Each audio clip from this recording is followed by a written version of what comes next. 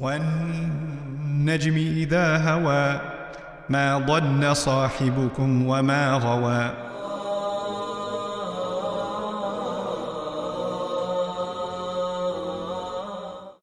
عندها جنة المأوى.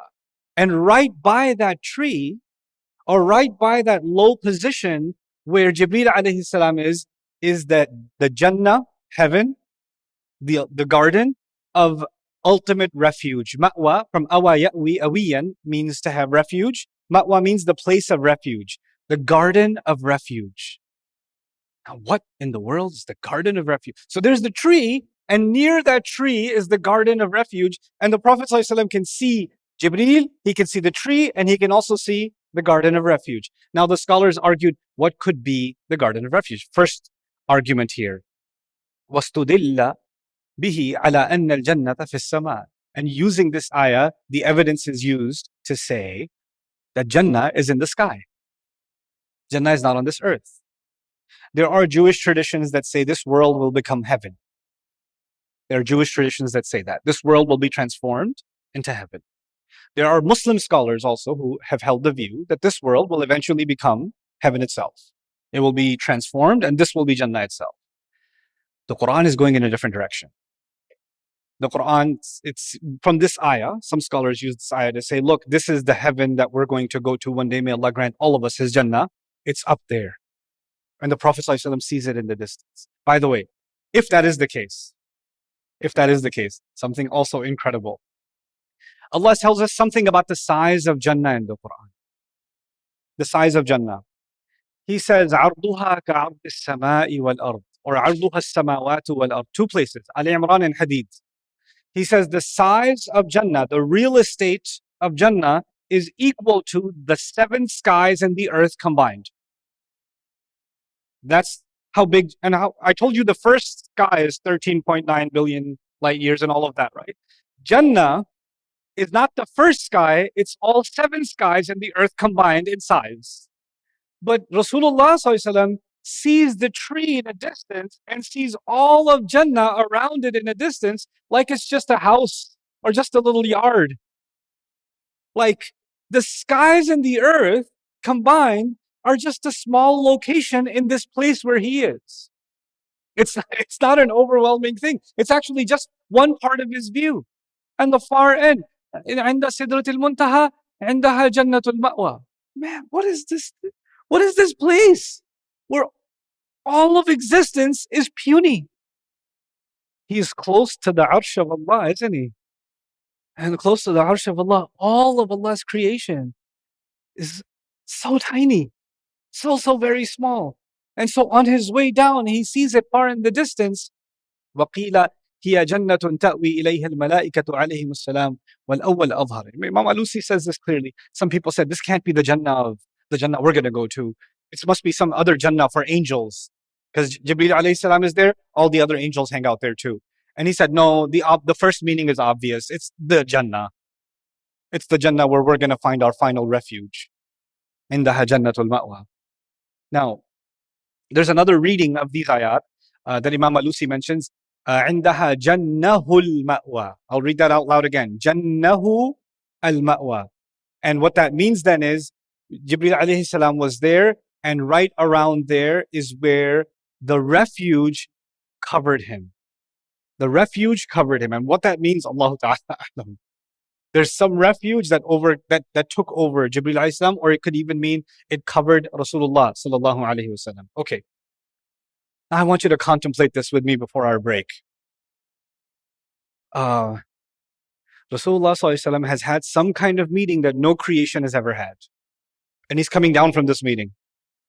And as he's coming down from this meeting, he sees Jibreel alayhi salam. What is the main job of Jibreel alayhi salam from what we know? I know he has multiple powers, al-Quwa, but we know he's the angel of revelation, right? Where is he? He's by a tree. What's by the tree? Jannatul Ma'wa. Jannatul Ma'wa is a historical site. The story of humanity began in that garden. The first human being was there. The devil was there. The drama that took place, that led us to this planet, happened there. And the Prophet ﷺ sees this historic place. You know, when you go to a historic place, you almost travel, your heart almost travels to that moment. Like what I try to do if I go to Umrah or I go on ziyarah, what I try and do is I try to recite Meccan Quran in Mecca. And I try to recite Madani Quran in Medina. And what I try to wonder is, Jibreel was coming here somewhere, giving this to the Prophet ﷺ, you know? Or when we go to the Masjid Qiblatain, I'll recite the ayat about the change of Qibla, because they came there. They came about this. The angel was here somewhere, and these ayat were coming down. I want to relive the moment. Now, this is, these monuments, these places that become historical sites, they're called sha'air. The Arabic word is sha'air. Like Maqam Ibrahim is from the sha'air of Allah. Safa and Marwa are from the sha'air of Allah. Sha'air comes from the word sha'ira, which actually means feeling.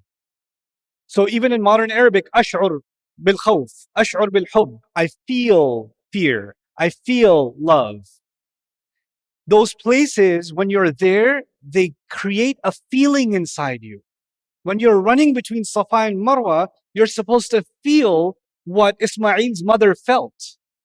You understand? When you're doing tawaf, you're supposed to feel something that Ibrahim alayhi salam felt, what the Prophet sallallahu alaihi wasallam felt when Mecca was conquered. You're supposed to feel something when you go to these places. They're bringing about these masha'ir, these feelings, and that's why they're called sha'air. That's why they're called that. Now, can you imagine, not any sha'ira, he is in the company of Allah and he's looking at the most historic site of all historic sites, the origin of humanity. He sees it right there. And as Adam alayhi salam was being sent down, Allah said to him, فَإِمَّا يَأْتِيَنَّكُم مِّنِّي هُدًى فَمَن تَبِعَ هُدَايَ فَلَا خَوْفٌ عَلَيْهِمْ وَلَا هُمْ يَحْزَنُونَ. If and when guidance comes to you from me, Adam and Hawa were told to all of their children, when guidance comes to you from me, whoever follows it will have no fear and they will not be sad. And Rasulullah sallallahu alayhi wasallam is the last installment, the last najm in the constellation of all the revelations that were talked about in that dialogue. When Allah told Adam, whenever guidance will come, whoever follows it, well, what's the last guidance of it all? Rasulullah sallallahu alayhi wasallam. And he's looking at that tree and he's looking at Jibreel who delivers that revelation alayhi salam. And he's looking at that Jannah that was our original home that we're supposed to come back to. Can you just, for a moment, imagine the sense of responsibility he must have felt in that moment? Like there's a moment where he feels this responsibility when the angel first appeared to him and gave him revelation. He must have felt the weight of the world on his shoulders. But this is on another level. He's seeing it all over again. And now it's not like the angel is in the higher position and he's in the lower position.